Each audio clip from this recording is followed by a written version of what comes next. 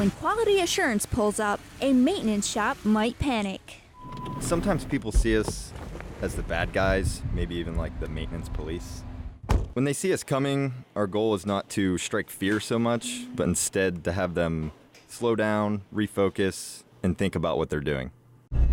If they are doing something wrong, they're going to correct it on their own right away, and I won't even have to say anything. Maintainers have a lot of responsibilities to ensure the flight line is up and running, but someone must double-check their work.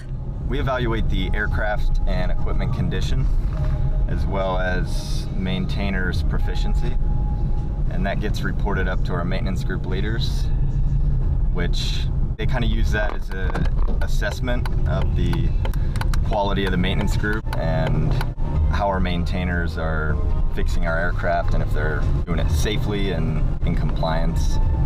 Though Tech Sergeant Dollard performs pop-up evaluations, those who are familiar with him are more at ease. I was inspecting an 8-bottle nitrogen cart, and QA came down to give me a personnel evaluation of PE. I know he's helped several of my co-workers in the past deal with different issues that we've had. This time around, everything with the evaluation came out just fine.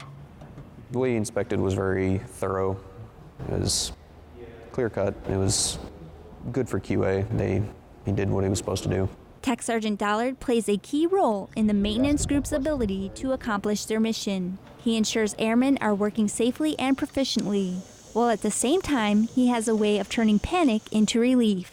QA to me is really just it's an opportunity to teach some of the things that I've learned throughout my career and to share those with others. Sometimes we're looked at as the bad guys, and we don't feel that way up there. You know, we don't feel like we're going out trying to fail people. We want to help. We want to be a key part of the mission, and that's to make sure that people know how to do things correctly and safely.